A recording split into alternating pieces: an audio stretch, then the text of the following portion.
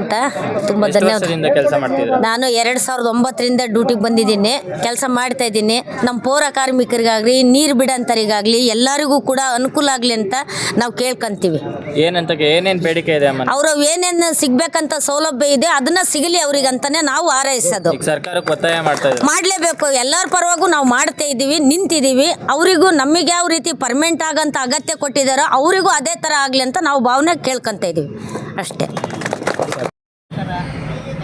ಎಲ್ಲ ಯಶಸ್ವಿ ಆಗಲಿ, ಒಳ್ಳೆಯದಾಗಲಿ.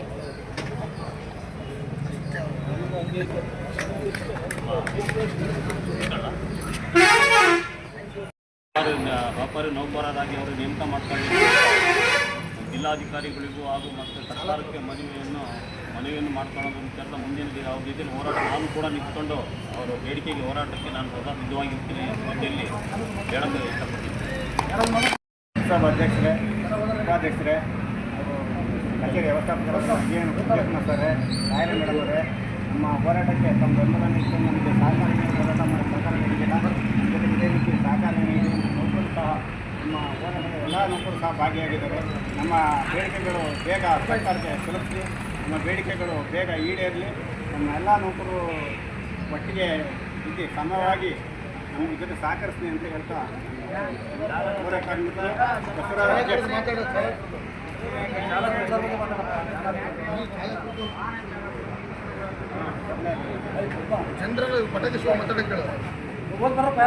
ನೌಕರರ ಸಂಘ ತರೀಕೆರೆ ಶಾಖೆ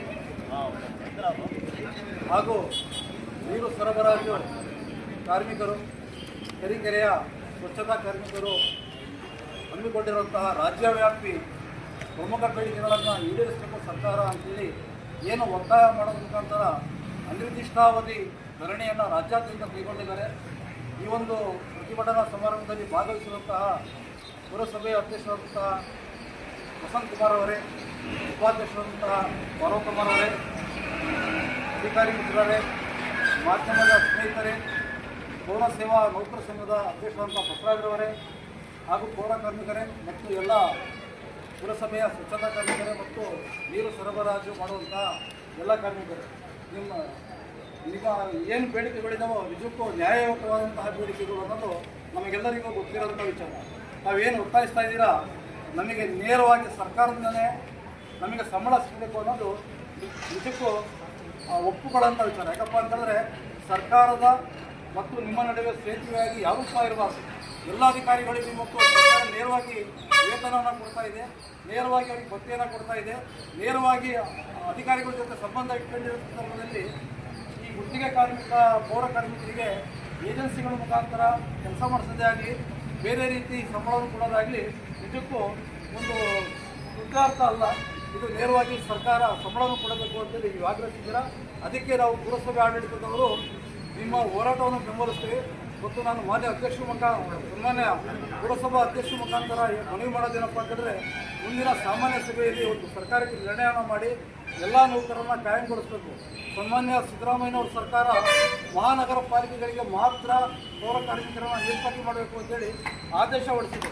ಆದರೆ ನಗರ ಸ್ಥಳೀಯ ಸಂಸ್ಥೆಗಳಲ್ಲಿ ಕೆಲಸ ಮಾಡ್ತಿರೋಂಥ ನೌಕರರಿಗೆ ತಾರತಮ್ಯವನ್ನು ಮಾಡಬಾರ್ದು. ನಾನು ಮಾಧ್ಯಮಗಳ ಮುಖಾಂತರ ಸರ್ಕಾರದ ಗಮನಕ್ಕೆ ಎಲ್ಲ ಕಾರ್ಮಿಕರನ್ನು ಎಲ್ಲ ನಗರ ಸ್ಥಳೀಯ ಸಂಸ್ಥೆಗಳಲ್ಲಿ ಕೆಲಸ ಮಾಡ್ತಿರೋಂಥ ಕಾರ್ಮಿಕರಿಗೆ ನೇರವಾಗಿ ನೇಮಕಾತಿ ಮಾಡ್ಕೊಬೇಕು, ಎಲ್ಲ ಸೂಕ್ತ ಸೌಲಭ್ಯಗಳನ್ನು ಕೊಡಬೇಕು ಅಂತೇಳಿ ನಾನಾದರೂ ಸಹ ಈ ಪ್ರತಿಭಟನಾ ವೇದಿಕೆಯಿಂದ ಸರ್ಕಾರವನ್ನು ಒತ್ತಾಯಿಸಿದ್ದೀನಿ. ಸರಬರಾಜು ಮಾಡುವಂಥ ಕಾರ್ಮಿಕರ ಬೇಡಿಕೆಗಳಿದ್ದಾವೆ. ಅವರ ಬೇಡಿಕೆಗಳನ್ನು ತಮ್ಮ ಮನವಿ ಪತ್ರದಲ್ಲಿ ಮಂಡಿಸಿದರೆ ನಾನು ಅದ್ರ ಬಗ್ಗೆ ಮೆಚ್ಚು ಮಾಡೋದಿಲ್ಲ. ಒಂದು ಊರಿನ ಸ್ವಚ್ಛತೆಗೆ ಇವತ್ತು ತರೀಕೆರೆ ಪೌರ ಕಾರ್ಮಿಕರು ಭಾಳಷ್ಟು ಶ್ರಮವನ್ನು ಪಡ್ತಿರೋಂಥದ್ದು ನಮಗೆಲ್ಲರಿಗೂ ಗೊತ್ತಿರೋಂಥ ವಿಚಾರ. ನಾವೇನು ಕೊರೋನಾದಿಂದ ಪಾಠ ಕಲ್ತಿದ್ದೀವೋ, ಇತ್ತೀಚಿನ ದಿನಗಳಲ್ಲಿ ಕಾಲರ ಮತ್ತು ಡೆಂಗ್ಯೂ, ಮಲೇರಿಯಾ ಈ 3 ಕಾಯಿಲೆಗಳು ಈ ಸಂದರ್ಭದಲ್ಲಿ ಹೆಚ್ಚಾಗಿ ಹರಡುತ್ತಿರುವ ಸಂದರ್ಭದಲ್ಲಿ ಪೌರ ಕಾರ್ಮಿಕರ ಪ್ರಾಮಾಣಿಕವಾದಂಥ ಶ್ರಮ ಅವಶ್ಯಕತೆ ಇದೆ. ನಾನು ಕಾರ್ಮಿಕರಲ್ಲಿ ಮನವಿ ಮಾಡ್ಕೊಳ್ಳೋದೇನಪ್ಪ ಅಂತಂದರೆ, ನೀವು ಅಧಿಕಾರಿಗಳ ಜೊತೆಗೆ ಜನಪ್ರತಿನಿಧಿಗಳ ಜೊತೆಗೆ ವಿಶ್ವಾಸದಿಂದ ಇದ್ದು ನೀವು ಕೆಲಸವನ್ನು ಮಾಡಬೇಕು. ಭಾಳಷ್ಟು ಪೌರ ಕಾರ್ಮಿಕರ ಬಗ್ಗೆ ಭಾಳಷ್ಟು ಆರೋಪಗಳಿದ್ದಾವೆ. ನಾವೆಲ್ಲ ಊರ ಮನೆಯವರು ನಿಮ್ಮ ಜೊತೆಗಿದ್ದೀವಿ ಅಂತೇಳಿ ನಾವು ಎಲ್ಲದನ್ನೂ ಸಹ ತಿರಸ್ಕಾರ ಮಾಡಿ ನಿಮ್ಮ ಜೊತೆಗೆ ಇರ್ತೀವಿ. ಭಾಳಷ್ಟು ಸಂದರ್ಭದಲ್ಲಿ ನಾವು ನಿಮ್ಮ ಜೊತೆ ಬಂದಿದ್ದೀವಿ. ನೀವೆಲ್ಲ ನಮ್ಮ ಮನೆಗಳಿಗೆಲ್ಲ ಬಂದಿದ್ದೀರ. ನಾವು ನಿಷ್ಠೂರನೂ ಆಗಿದ್ದೀವಿ ಹೋರಾಟಕ್ಕೆ. ನಾವು ನಿಷ್ಠೂರಾದರೂ ಪರವಾಗಿಲ್ಲ, ನಿಮ್ಮಿಂದ ನಾವು ಸೇವೆಯನ್ನು ಬಯಸ್ತಿದ್ದೀವಿ ಅಧಿಕಾರಿಗಳ ಜೊತೆಗೆ ಮತ್ತು ಪುರಸಭೆ ಆಡಳಿತದ ಜೊತೆಗೆ ವಿಶ್ವಾಸವನ್ನು ಹೊಂದಿಕೊಂಡು ಕೆಲಸವನ್ನು ಮಾಡಬೇಕು. ಎರಡನೇನಪ್ಪ ಅಂತಂದರೆ ಪುರಸಭೆ ಆಡಳಿತನೂ ಅಷ್ಟೇ ಸಹ ನಾನು ಮನೆ ಚೀಫ್ ಆಫೀಸರ್ಗೂ ಸಹ ಹೇಳಿದೆ, ಕೆಲವು ವಿಚಾರಗಳು ಅಧಿಕಾರಿಗಳಿಗೆ ಹೇಳಲ್ಲ, ನಮ್ಮ ಹತ್ರ ಹೇಳ್ತೀರ, ನಾವು ಮಾತಾಡಿ ಇಷ್ಟೂರು ಗುರಿ ಆಗ್ತೀವಿ. ಕೊಟ್ಟಿರೋಂಥ ಜೀನ್ಸ್ಗಳು ಜರ್ಕಿಂಗ್ಗಳು 3 ದಿವಸ ತರಬಹುದು ಅಂತೇಳಿ ನನ್ನ ಹತ್ರ ಬಂದು ಹೇಳಿದ್ರಿ ನೀವು. ನಾನು ಅದನ್ನ ಚೀಫ್ ಆಫೀಸರ್ ಗಮನಕ್ಕೆ ತಂದಿದ್ದೆ, ಮೊನ್ನೆ ತಂದೆ 1 ವರ್ಷ ಆದ್ಮೇಲೆ ತಂದಿದ್ದೀನಿ. ಹಾಗಾಗಿ ನಿಮ್ಮ ಏನೇ ಬೇಡಿಕೆಗಳಿದ್ರು ಅಧಿಕಾರಿಗಳ ಜೊತೆಗೆ ನೀವು ಮೊದಲು ಹೇಳ್ಕೊಳ್ಳಿ. ಅಧಿಕಾರಿಗಳು ಸ್ಪಂದಿಸಲ್ಲ ಅಂತಂದರೆ ಜನಪ್ರತಿನಿಧಿಗಳು ಹೇಳ್ಬೇಕು, ನಾವು ನಿಮ್ಮ ಪರ ಇದ್ದೀವಿ, ನಿಮ್ಮ ಜೊತೆ ಇದ್ದೀವಿ. ಯಾಕಪ್ಪ ಅಂತಂದರೆ ನೀವು ಕರೆಕ್ಟಾಗಿ ಮಾತಾಡಿಸ್ತಿಲ್ಲ ಅಂತಂದರೆ ನಿಮ್ಮ ಜೊತೆಗೆ ನಮ್ಮದೊಂದು ಕಮಿಟ್ಮೆಂಟ್ ಇದೆ, ಒಂದು ಬದ್ಧತೆ ಇದೆ, ನಾವು ನಿಮ್ಮನ್ನು ತಪ್ಕೊಳ್ತೀವಿ. ಯಾಕಪ್ಪ ಅಂತಂದರೆ ಇವತ್ತು ದೇಶದಲ್ಲಿ ಅಸ್ಪೃಶ್ಯತೆ ಏನಾದ್ರು ಗೊತ್ತಿದೆ ಅಂತಂದರೆ ಪೌರ ಕಾರ್ಮಿಕರ ನಡುವೆ ಮತ್ತು ಸಮಾಜದ ನಡುವೆ ಇವತ್ತು ಅಸ್ಪೃಶ್ಯತೆ ಅನ್ನೋದು ಅಧಿಕಾರಿ ತಕ್ಷಣ ಜನಗಳು ಅವರನ್ನು ಅಧಿಕಾರಿಗಳನ್ನು ನೋಡ್ತಾರೆ, ಅಸ್ಪೃಶ್ಯ ನೋಡೋದಿಲ್ಲ, ಜಾತಿ ನೋಡೋದಿಲ್ಲ. ಆದರೆ ಕಸ ಹೊಡೆಯೋದನ್ನ ಚರಂಡಿ ಬಚ್ಚೋದನ್ನ ಜಾತಿಯಿಂದ ನೋಡ್ತಾರೆ. ನಾನು ಹಾಗಾಗಿ ಈ ಅಸ್ಪೃಶ್ಯತೆಯನ್ನು ಹೋಗಬೇಕು ಅಂತಂದರೆ ನಾವು ಸಮಾಜ ಹಿಂದುಳಿದ ನಿಂತ್ಕೊಬೇಕು. ನೋಡಿ, ಅಸ್ಪೃಶ್ಯತೆ ಹೋಗಬೇಕು ಅಂತಂದರೆ ಪೌರ ಕಾರ್ಮಿಕರ ಜೊತೆಗೆ ಅಧಿಕಾರಿಗಳು ಮತ್ತು ಜನಪ್ರತಿನಿಧಿಗಳು ನಿಂತ್ಕೊಂಡಾಗ ಮಾತ್ರ ಅಸ್ಪೃಶ್ಯತೆ ಹೋಗುತ್ತೆ, ಇಲ್ಲಾಂದರೆ ಅಸ್ಪೃಶ್ಯತೆ ಹೋಗೋದಿಲ್ಲ. ನಾವು ಆ ಕಾರಣಕ್ಕೆ ಆಗಿಲ್ಲ, ನಿಮ್ಮ ಜೊತೆ ನಾನು ಪ್ರೀತಿಯಿಂದ ಇದ್ದೀನಿ, ವಿಶ್ವಾಸದಿಂದ ಇದ್ದೀನಿ. ನಿಮ್ಮ ಹೋರಾಟಕ್ಕೆ ಜಯವಾಗಲಿ ಅಂತ ನಾವು ಮತ್ತು ಪುರಸಭೆ ಆಡಳಿತ ನಿಮ್ಮ ಪರವಾಗಿದೆ, ನಾವು ನಿಮ್ಮ ಪರವಾಗಿರ್ತೀವಿ. ಅಧ್ಯಕ್ಷರ ಮುಖಾಂತರ ನಾವು ಸಾಮಾನ್ಯ ಸೇವೆಯಲ್ಲಿ ನಿರ್ಣಯ ಮಾಡೋಕ್ಕಿಲ್ಲ, ಸರ್ಕಾರಕ್ಕೆ ಕಳಿಸ್ತೀವಿ. ನಿಮ್ಮ ನ್ಯಾಯಬದ್ಧ ಹೋರಾಟಗಳಿಗೆ ನಮ್ಮ ಬೆಂಬಲ ಇದೆ. ಸರ್ಕಾರ ಕೂಡಲೇ ನಿಮ್ಮ ಈ ಒಂದು ಎಲ್ಲ ಬೇಡಿಕೆಗಳನ್ನು ಈಡೇರಿಸ್ತೀವಿ ಅಂತೇಳಿ ನಾವು ಸರ್ಕಾರಕ್ಕೆ ಒತ್ತಾಯಿಸ್ತಾ, ಪುರಸಭಾ ಅಧ್ಯಕ್ಷರು ಅವರಿಗಿಂತ ಮೊದಲು ಉಪಾಧ್ಯಕ್ಷರು ಈ ಪ್ರತಿಭಟನೆಗಿದ್ದಾರೆ, ಭಾರತಮ್ಮನವರು ಸಹ ಪ್ರತಿಭಟನೆ ಪರವಾಗಿ ಮಾತಾಡಬೇಕು.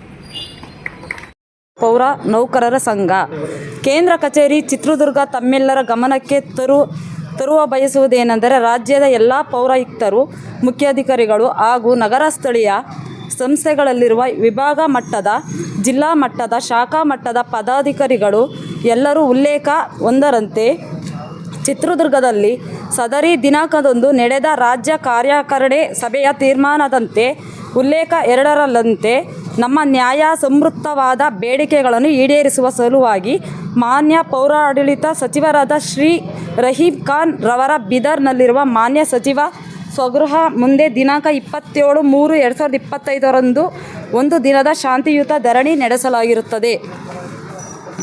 ಮತ್ತು ನೆಕ್ಸ್ಟ್ ಸದರಿ ದಿನದಂದು ಮಾನ್ಯ ಸಚಿವರು ದೂರವಾಣಿ ಕರೆ ಮೂಲಕ ನಮ್ಮೆಲ್ಲರನ್ನು ಉದ್ದೇಶಿಸಿ ರಂಜಾನ್ ಹಬ್ಬದ ನಂತರ ಮಾನ್ಯ ಮುಖ್ಯಮಂತ್ರಿಗಳೊಂದಿಗೆ ಚರ್ಚಿಸಿ ರಾಜ್ಯ ಪದಾಧಿಕಾರಿಗಳೊಂದಿಗೆ ಮಾನ್ಯ ಮುಖ್ಯಮಂತ್ರಿಗಳ ಎದುರಾಗಿ ಸಭೆ ನಡೆಸಲು ದಿನಾಂಕ ನೀಡುವುದಾಗಿಯೂ ಸಹ ಭರವಸೆ ನೀಡಿದ್ದರು. ಆದರೆ ನಮ್ಮ ಬೇಡಿಕೆಗಳ ಈಡೇರಿಕೆ ಬಗ್ಗೆ ಪ್ರಸ್ತುತ ಇಲ್ಲಿವರೆಗೂ ಚರ್ಚಿಸಲು ಆಹ್ವಾನಿಸಲಾಗಿರುವುದಿಲ್ಲ.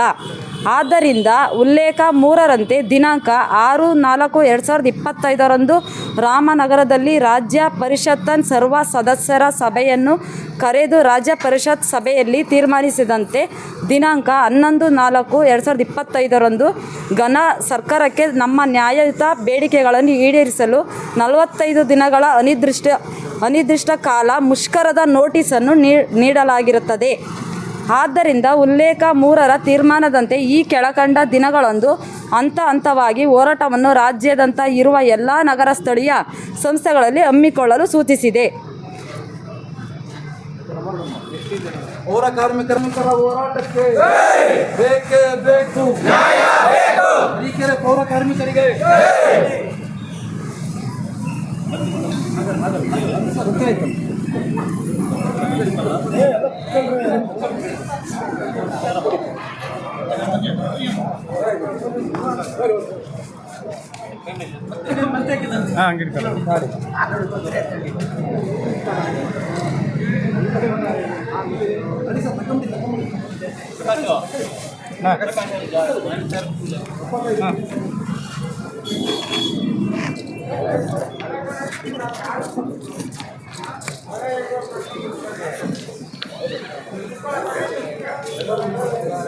ಹೆಸರು ವಸಂತ್ ಕುಮಾರ್, ಪುರಸಭಾ ಅಧ್ಯಕ್ಷ. ನಾನು ನಮ್ಮ ಪೌರ ಕಾರ್ಮಿಕರ ಹೋರಾಟ ಪುರಸಭೆ ವತಿಯಿಂದ ಹಾಗೂ ಪುರಸಭೆಯ ನೌಕರರ ನೇರ ಪಾವತಿ ಹಾಗೂ ಹೊರ ಗುತ್ತಿಗೆದಾರರ ಬೇಡಿಕೆ ಈಡೇರಿಸಲಿಕ್ಕೆ ಹೋರಾಟ ಮಾಡ್ತಿದ್ದಾರೆ.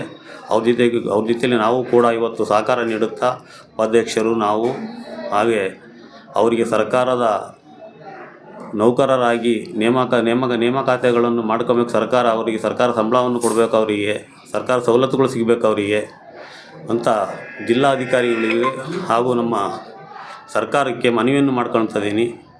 ಧನ್ಯವಾದಗಳು.